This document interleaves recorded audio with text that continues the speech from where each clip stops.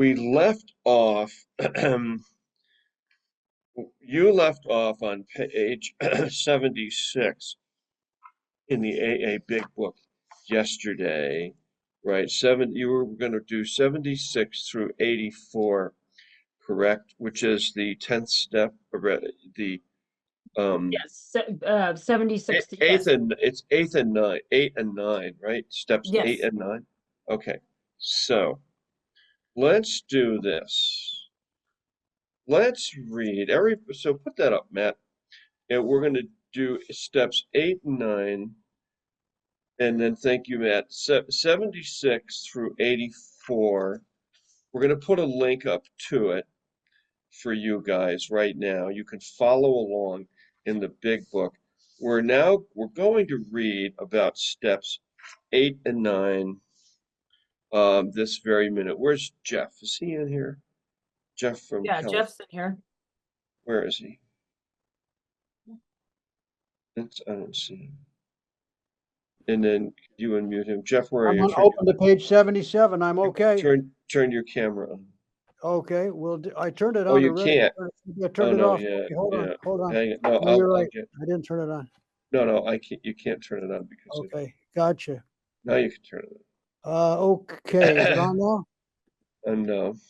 Okay, now it is. Good. Hey, Jeff, Page do you have a dog? 77. Do you have a dog? Just a second. Do you have a dog?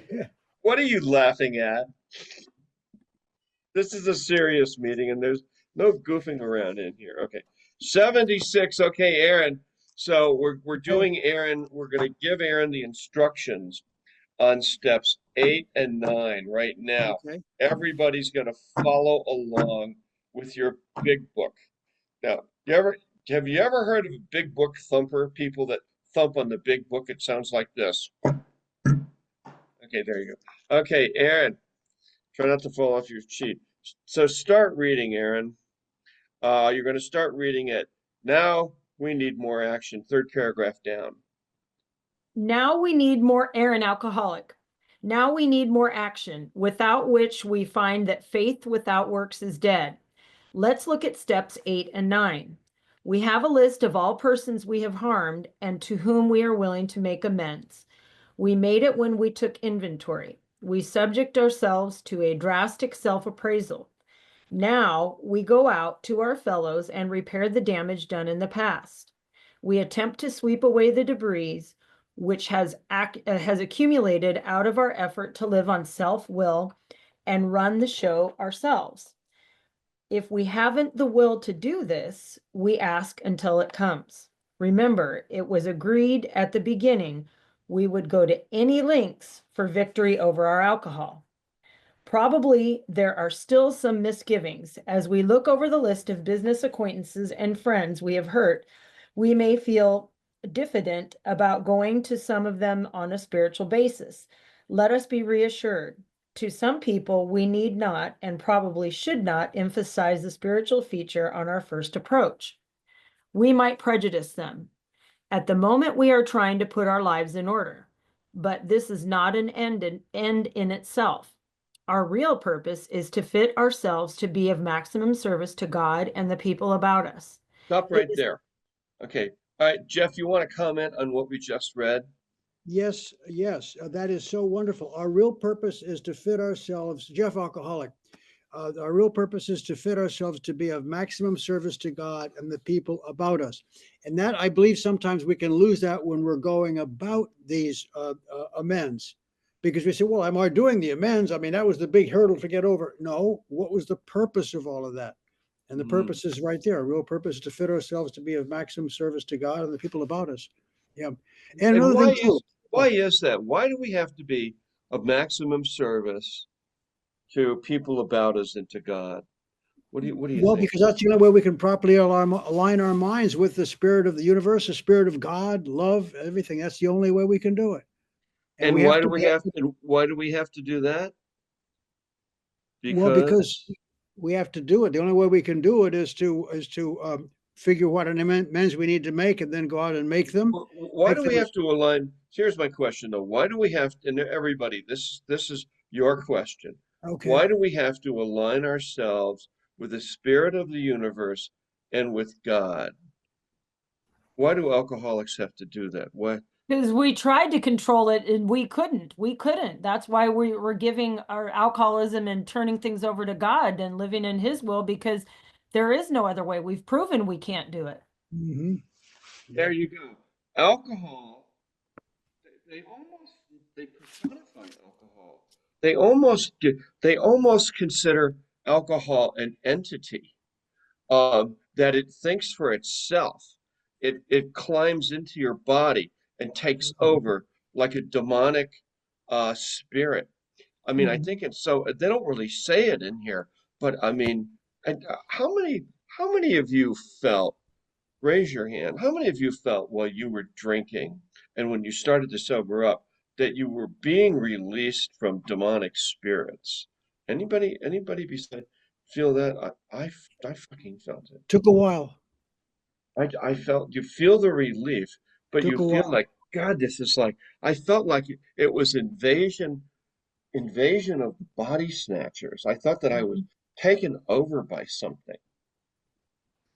Jeff, I Yeah, mean, did you, could I ask a question? Did you cling to what I clung to when I first came in? Not so much the demonic, but just I was a man who drank too much, too long, too often. Okay, and I'm if you really sorry. being I an was alcoholic, I'll Catholic. go. I was Catholic when I got here. I felt like I had been invaded by the devil, and Okay. I went to a nun who prayed for me and gave me some kind of relief. I was seriously messed up, and Mhm. I felt like I was completely overtaken. And I actually said that in a meeting. And somebody came over to me later and said, maybe you were. And I was like, oh, that's good news. Okay, Jeff, I'll let you pick up the reading. Okay. So, anyways, so everybody should realize what is going on here with this. There is a major spiritual dynamic taking place in the ninth step. Go ahead, Jeff. Okay, Jeff, Yeah, top of people, just so the 77, our people real here purpose. understand that. He I knows was where he totally is. Leave him wrong. alone. Totally. All right. Okay. Our real purpose is to fit our Jeff alcoholic. Our real purpose is to fit ourselves to be of maximum service to God and the people about us. It is seldom wise to approach an individual who still smarts from our injustice to him and announce that we have gone religious. In the prize ring, this would be called leading with the chin. Why lay ourselves open to be branded fanatics or religious bores? We may kill a future opportunity to carry a beneficial message, but our man is sure to be impressed with a sincere desire to set right the wrong. He is going to be more interested in a demonstration of goodwill than of our talk of spiritual discoveries. We don't use this as an excuse for shying away from the subject of God. When it will serve any good purpose, we are willing to announce our convictions with tact and common sense. The question of how to approach a man we hated will arise. It may be he has done us more harm than we have done him. Let me And though stop we you may right there for a yes, second. Okay. So this was written in the 1930s. It was written by Bill Wilson. He was a Wall Streeter to the max. His associations in the 1930s were other Wall Street men. This whole thing is about Bill Wilson. But in 2024, look at our meeting. Half the meeting are women. Um, Half the meeting are people with regular jobs. We are not financiers on Wall Street. And our resentments or our amends are not really aimed at business people. I mean, there's a few people in here that may have some business relations that with other men that they need to make amends to, but this is really about how do I make amends to my kids? How do I make amends to my wife, my husband, my parents, my friends? You know, how do I make amends to the electric company, um, the car manufacturer where I've missed payments? How do I make amends to Visa, MasterCard? You know, we're in 2024. How do I make these kind of amends. Okay, go ahead, Jeff. You can keep reading there. Okay. He is going to be more interested in a demonstration of goodwill than our talk of spiritual discoveries. We don't, hang on a second. Yeah, we don't use this as an excuse for shying away from the subject of God. When it will serve any good purpose, we are willing to announce our convictions with tact and common sense. The question of how to approach the man we hated will arise. It may be he has done us more harm than we have done him, and though we may have acquired a better attitude toward him, we are still not too keen about admitting our faults. Nevertheless, with a person we dislike, we take the bit in our teeth.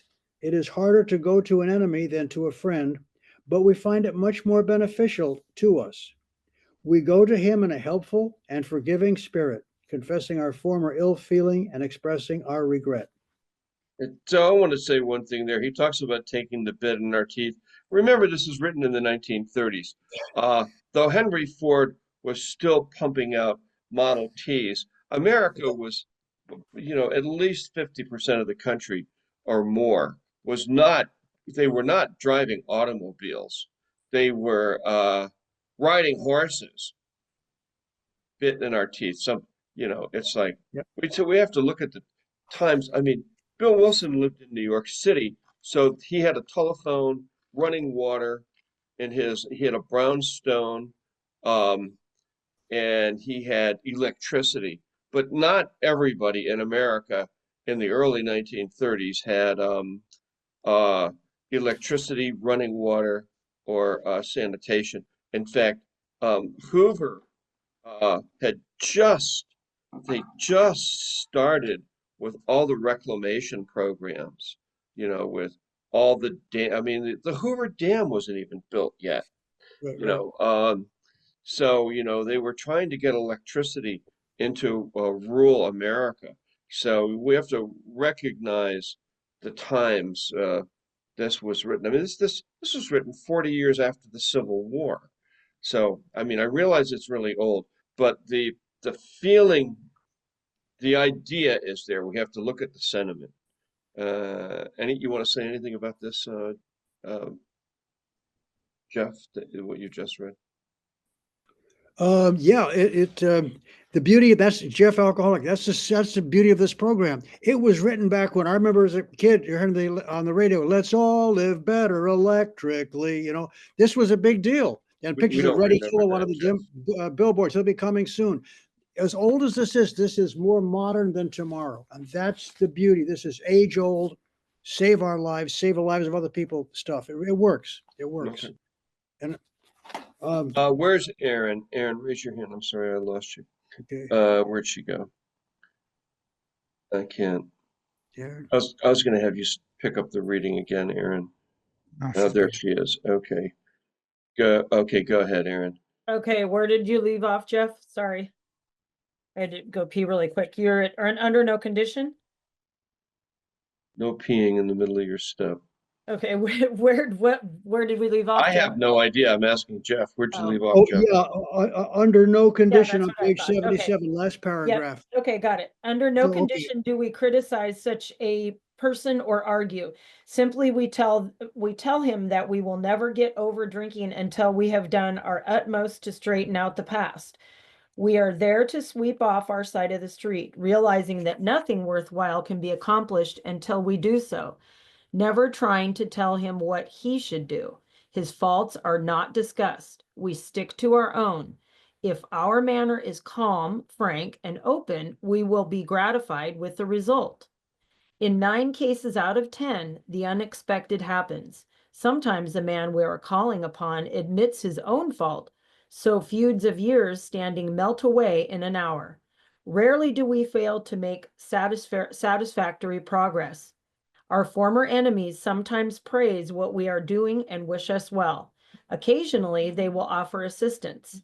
It should not matter, however, if someone does throw us out of his office. We have made our demonstration, done our part. It's Okay, water over the let me dam. interrupt right there. Okay, so none of this is going to happen. None of us are going to go into offices to make amends, all of that. it's going to be more like we're going to call up one of our Visa cards and, um, we're going to say, I know you've been sending me these notices. Realize I owe you, I realize I owe you $10,000 on this card. And I was wondering if there's a way I could pay it off. I am working now and da da da da da. So if this is for you or anybody, if anybody has any really big financial amends, you want to talk to me first before you start calling people or companies that you owe money to. We have a book that we like to use, which is written by an AA member called Jerrold Mundus. Would you type that in up there, Matt, please? And it's called How to, look the book up too and put a link to it. How to Get Out of Debt, Stay Out of Debt, and Live Prosperously. And Jerrold Mundus wrote this book in the 80s or 90s, in the 80s, I think. He was an AA member. He was also a Wall Streeter. He was a financial planner, but his personal finances were in pieces. So he started Debtors Anonymous, and he also, which is another program, Debtors Anonymous, and he also started, it's a good one for any of you who have serious financial problems. Um, it is a program of financial planning, and in How to Get Out of Debt and Stay Out of Debt and Live Prosperously, he has a formula that you offer up to credit card companies in order to pay off your debts. Now, I've done this myself, where I've had part of my past was having some companies that went broke, and in order to do nine-step amends, I would call them or write them and then offer this percentage way of doing it, which everybody pretty much accepted. Some people told me to go to hell, and they just wrote the debt off. But so anyways, that's how we do it today in 2024. We contact the you know Visa, MasterCard, the let's see, electric car payment people, alcoholics, we get in a lot of trouble. So okay, so keep reading there, Aaron. Okay.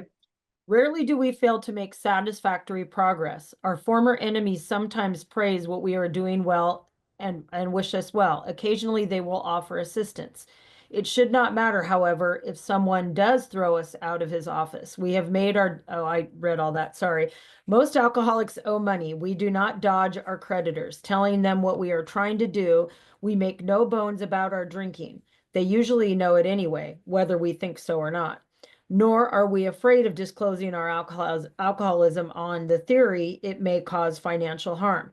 Approached in this way, the most ruthless creditor will sometimes surprise us. Arranging the best deal, we can let these people know we are sorry.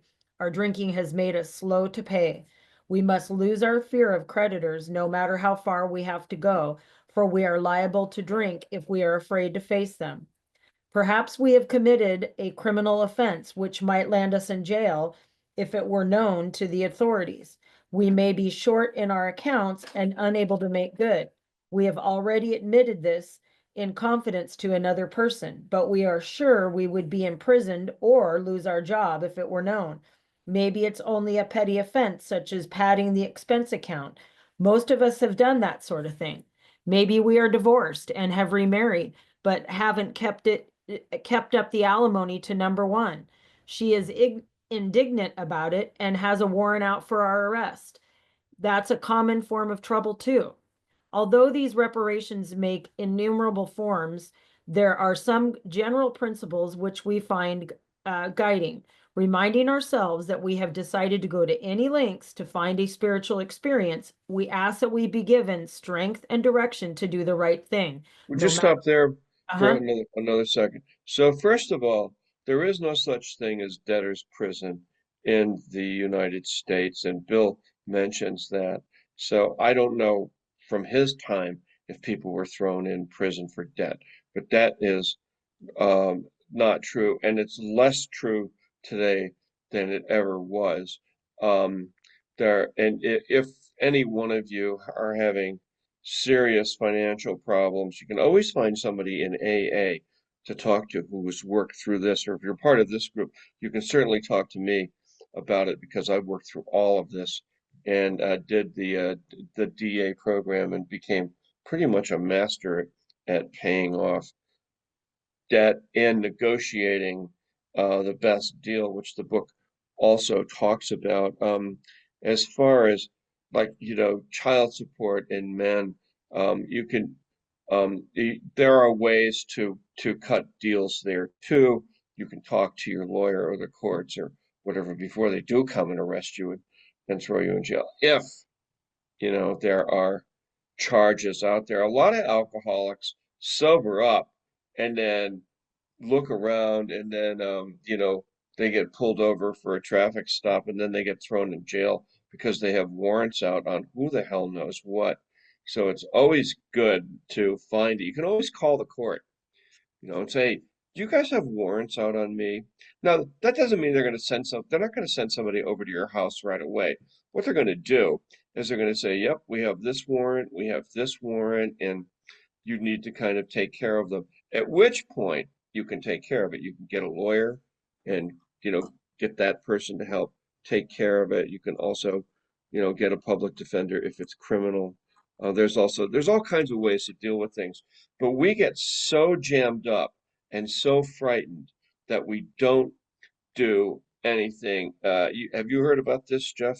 Is this a familiar? Have you worked with people that Yeah, with these kinds yes, Jeff, alcoholic. Well, here's the thing. Yeah, I went through really something. I built up my credit. Everything was destroyed by a skirt. Um, and I had to go to the action that you're taking. And I worked everything out. I had done nothing wrong, but I worked everything out. Everybody got paid. But before these things happened, though, throughout my drinking career, um, I I was a real phony. I made sure everybody got paid because I did not want to lose my drinking power. I had tabs here, there. They always got paid. I Okay, had listen friends. to me. Just one thing here. Okay, you mentioned because of a skirt. So one of the things we try not to do is we try not to place blame on men, women, significant others, all of that. Everybody has that in their life. So it's just like, give it up. Okay. We are the alcoholics. We caused our own trouble in our own lives, and we do not have to, we cannot blame anybody. We can't blame. I mean, you want to blame somebody in the relationship, but for our purposes in this group, don't do it. Okay, back over to you, Aaron. Keep reading. No matter what the personal consequences may be, we may lose our position or reputation or face jail, but we are willing. We have to be. We must not shrink at anything. Usually, however, other people are involved. Therefore, we are not to be the hasty and foolish martyr who would needlessly sacrifice others to save himself from the alcoholic pit. A man we know had remarried because of resentment and drinking. He had not paid alimony to his first wife. She was furious. She went to court and got an order for his arrest. He had commenced our way of life, had secured a position, and was getting his head above water. It would have been impressive. It would have been impressive heroics if he had walked up to the judge and said, "Here I am." We thought he ought to be willing to do that if necessary, but if he were in jail, he could provide nothing for either family. We suggested he write his first wife, admitting his faults and asking for forgiveness. He did, and also sent a small amount of money. He told her that he told her he would try to do in the future. He said he was perfectly willing to go to jail if she insisted. Of course, she did not, and the whole situation has long since been adjusted. Before taking drastic action, which might implicate other people, we secure their consent. If we have obtained permission, have consulted with others, asked God to help, and the drastic step is indicated, we must not shrink. This brings to Okay, mind, would you stop? yep. I'm sorry, stop right there. And then Lisa, how about you? You want to pick it up from there and continue reading?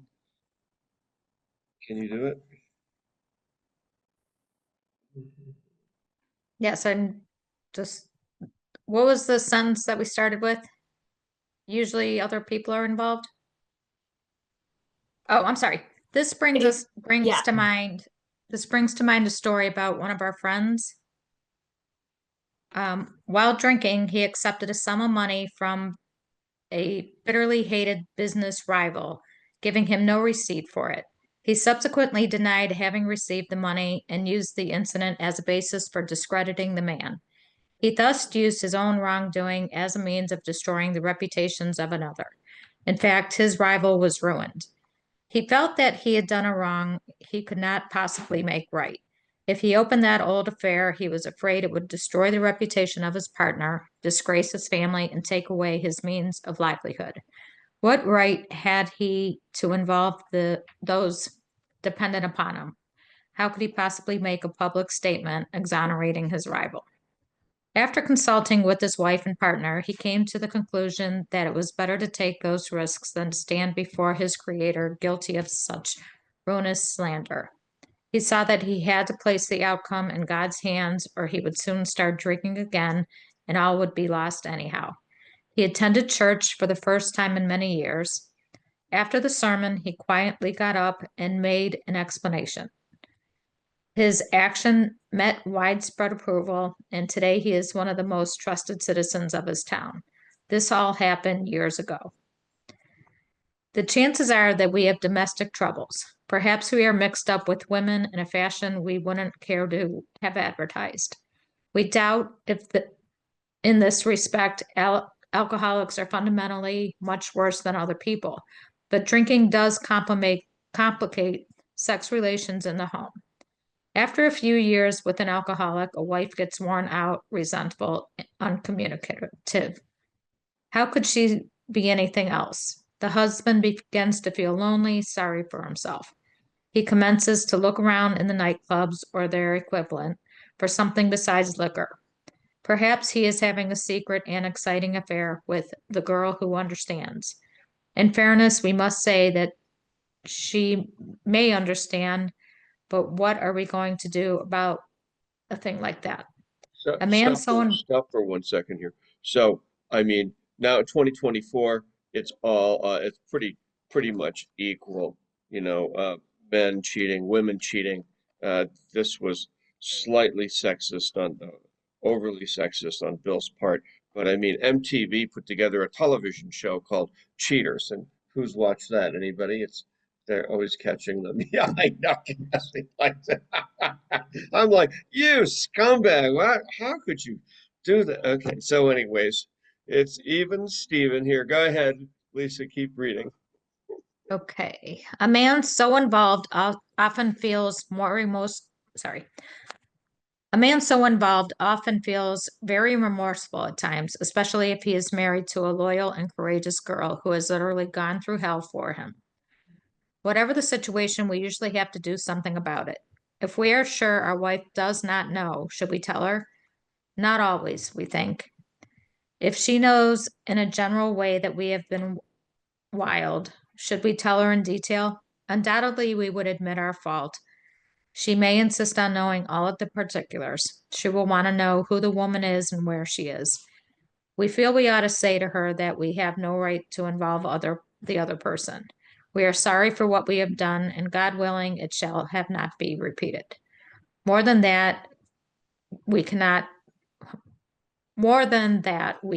do. We have no right to go further. Though there may be justifiable exceptions, and though we wish to lay down no rule of any sort, we have often found this is the best course to take. Our design for living is not a one-way street. It is as good as for the wife as for the husband. If we forget so, can she?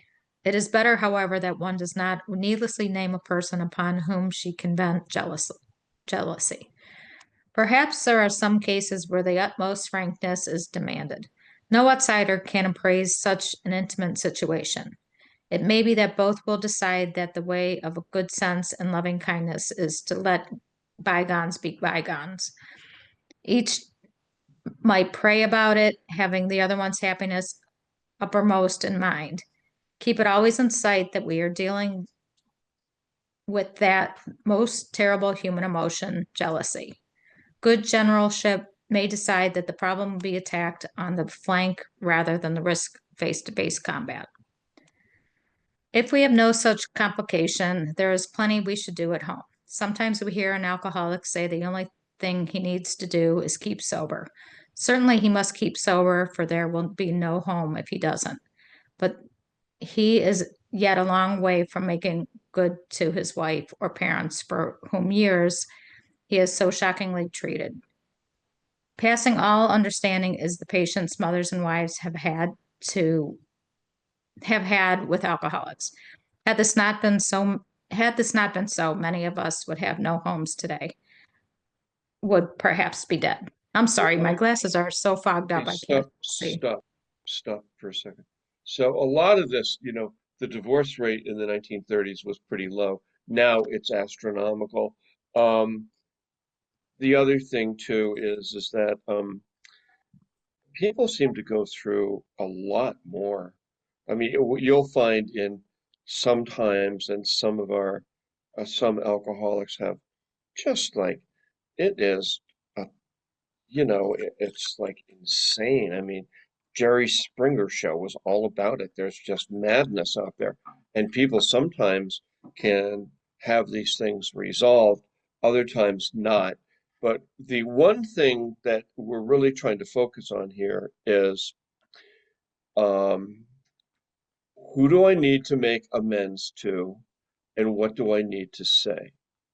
That's what we're doing. And I mean, I know we're reading this, and this is a deep dive into 1930s male-oriented AA, but for our purposes here, we don't call it the Great Apology Tour.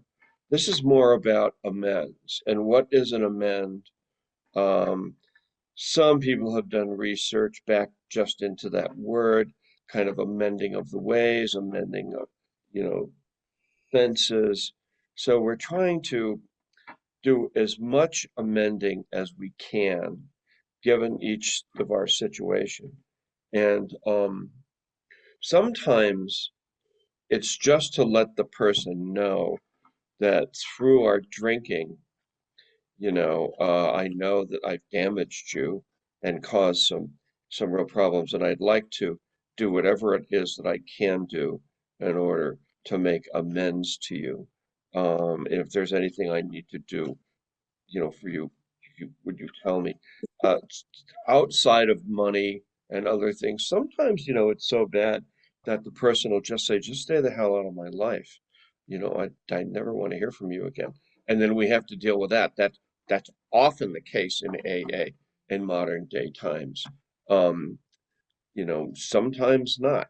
But that's why we have this group and this meeting, and that's why we have Alcoholics Anonymous, because if we're having people in our lives from the past, you're trying to do this step, and they tell you where to step off, you have to get on with your life. You can't go on and say, oh my God, my life is completely ruined.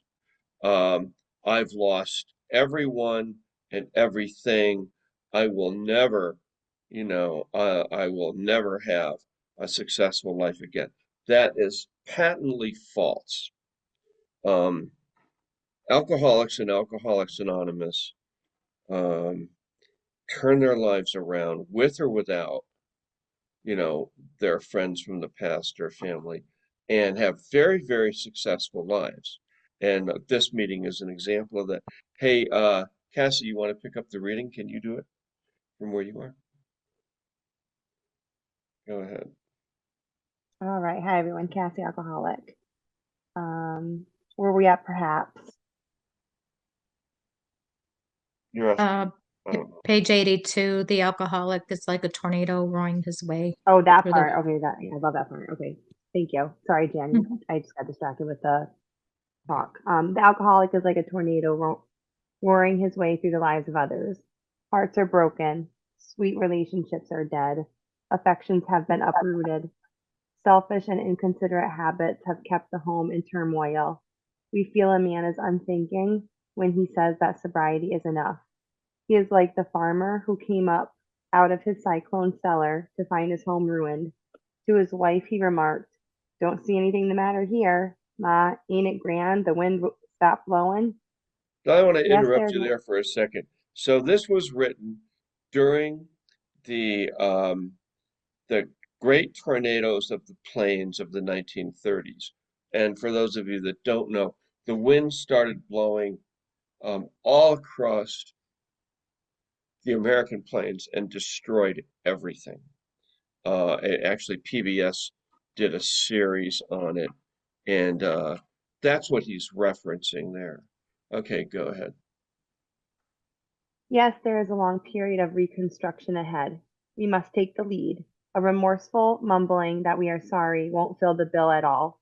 We ought to sit down with the family and frankly analyze the past as we now see it, being very careful not to criticize them. Their defects may be glaring, but the chances are that our own actions are partly responsible. So we clean house with the family, asking each morning in meditation that our Creator show us the way of patience, tolerance, kindliness, and love. The spiritual life is not a theory. We have to live it. Unless one's family expresses a desire to live upon spiritual principles, we think we ought not to urge them. We should not talk incessantly to them about spiritual matters. They will change in time.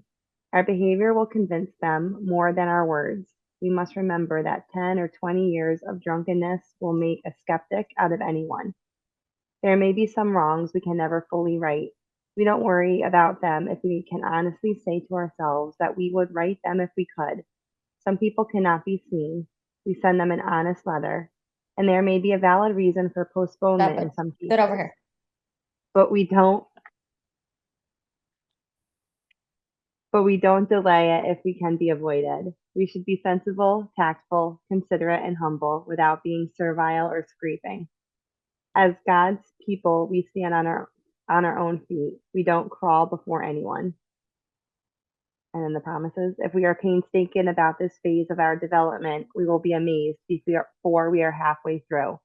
We are going to know a new freedom and a new happiness. We will not regret the past, nor wish to shut the door on it. We will comprehend the word serenity, and we will know peace. No matter how far down the scale we have gone, we will see how our experience can benefit others. That feeling of uselessness and self-pity will disappear. We will lose interest in selfish things and gain interest in our fellows.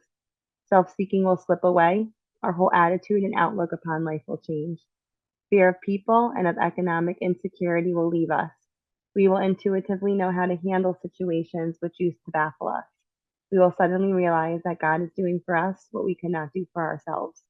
Are these extravagant promises? We think not. They are being fulfilled among us, sometimes quickly, sometimes slowly. They will always materialize if we work for them. This thought brings us to step 10, which suggests we continue to take personal inventory. Okay, so let's stop right there. So Aaron, in your so now what you're going to do is you're going to think of people that you need to make amends to or institutions. And the first part is you're going to start to make a list out of them. Some of that list could come from your fourth step, but there'll be everybody from, you know, the bank to whoever, to, um, friends, family members, and anyone where you feel as though you need to make an amend. The other type of people that we make an amend to are people that we've just lost touch with. As an example, I had a guy call me that I went to high school with, and he was like, hey, Jan, haven't seen you in 50 years. And I'm like, really? I thought you were dead. And so he starts making this amend. And I'm like, well, I said, so is this like a 9-step amend in AA? So we always tell the person that we're recovering in Alcoholics Anonymous, and part of the program is to make direct amends to people that we've harmed. And I know that through my drinking, I actually harmed you and caused you a lot of pain and grief, and I wanted to make amends for that. So that's what you need to work on next, Aaron, is making your list out. And if you have any questions, you can text me or call me. We can Okay. talk about it more. But you kind of get the direction here. Oh, yeah, for sure. But I do have some questions, but I don't want to take the group time for that, so I'll Well, you talk. can ask them right now. What start? Okay. What's the first one? Well, I was talking, Emily and I were talking about this yesterday. My biggest thing when I was drinking was I didn't screw people over. I was a doormat. I was a pathetic doormat. So other than my kids, I really don't have real, and I'm doing a living amends to them, but I've already sat down with them and made an amends to them. I've written them both letters. All the other people that I could think of are people that were on my fourth list, people that owe me money. And I didn't do them wrong, and I just let it go. I've been a doormat, Okay, so you're like 100% victim, and you don't owe anybody amends at all. except for some creditors and my kids. Huh? Well, then with your kids, you want to write out what you want to say to them. Okay. Okay, starting with, you know, as you know, I've been in Alcoholics Anonymous and I'm sober now for 93 days. And part of the AA program is to make direct amends to people that we've harmed. So, like, what's the name of one of your kids? Justice. Justin? So, Justin, Justice. Justice. Justice, okay. So, Justice, um, I want to make amends to you for how I treated you during my drinking. And you remember the time I dragged you in to the 7-Eleven and I robbed it at gunpoint? I really shouldn't have brought you in there with me. And like that. And you make Right. amends. You make amends, you write it out, and then you're going to email it to me in an email so that I can have a look at it, and I'll write you back on it, okay? So Gotcha. let's take the easy ones let's start with each kid, what you need to say to them. Okay, and then other people here, like Lisa, you did that, right? And Cassie, you did it, right? Where's Rebecca? Rebecca's still working on those, right, Rebecca? Where are these people? Are they still with us or did they fucking disappear? Anyways, you get the picture, right? I do. That's how you start out. Let's start with the ones that you know, Okay. and then just write to me on it. But Yeah, it's good I that finished my step 9. okay, Rebecca. But we've been writing back and forth on your particular amends to various people, right? Right. So how's Sometimes that? they do crop up as I think about it. So it's not all in one day. This is the people so sometimes it does come up. Yeah, I really do owe that person amends. And that's why sometimes I email you another one. Yeah, I had hundreds of amends to make. Yeah. And we do the best we can. So I mean, we went through this today with Aaron, but really, as you can see, everybody, we did it for everyone here because this is this is a fulcrum point in the AA program. And it doesn't have to be that difficult. It can be, I try to make it as simple and as easy as possible for everyone so that we don't have like all this, attachment of, oh my God, this is going to be so horrible. No, it's not.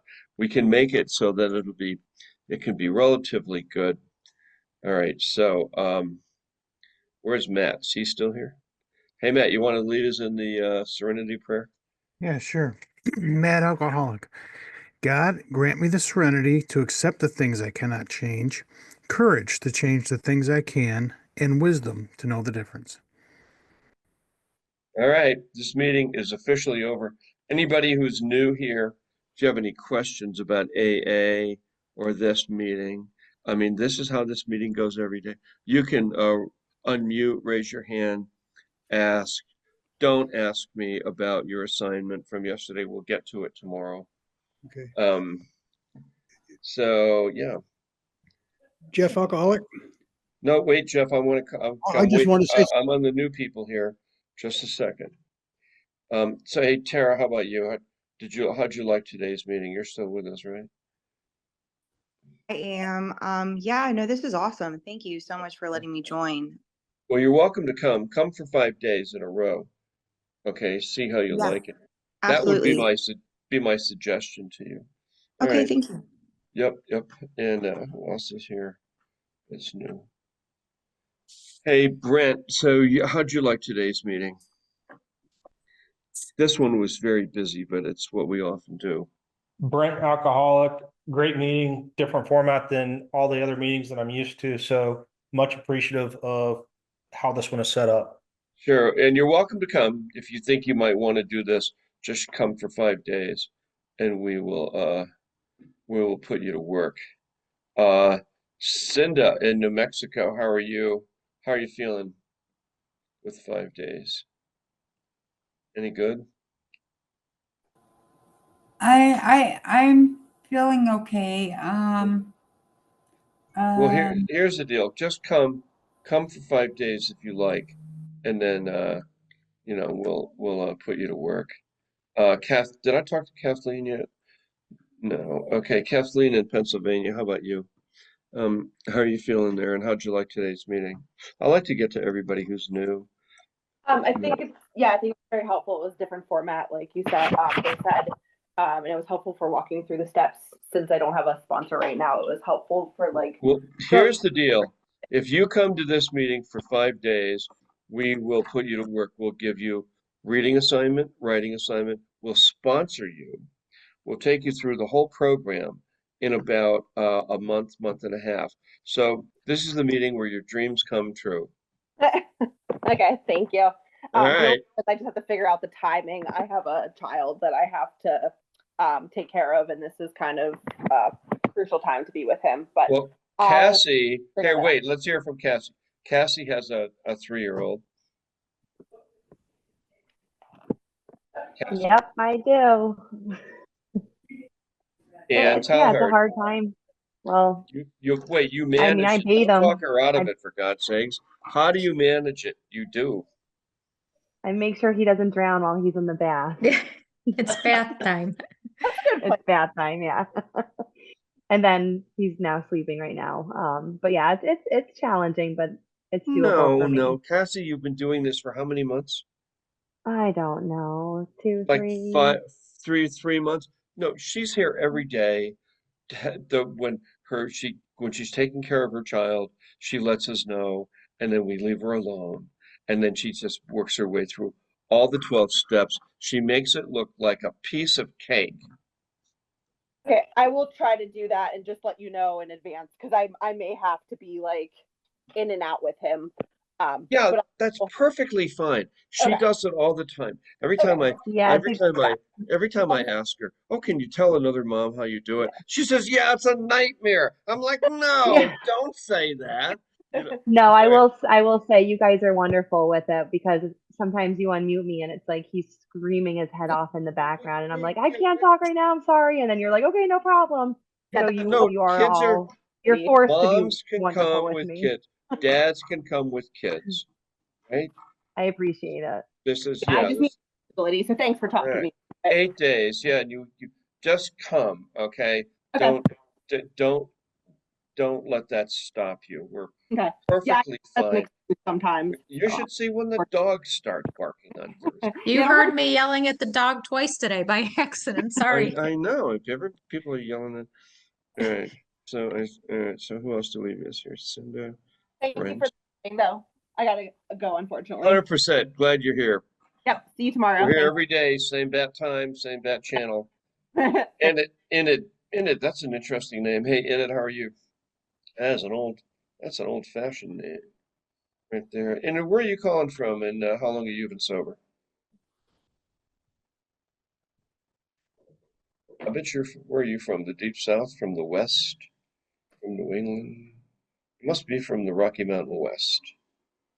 Yeah.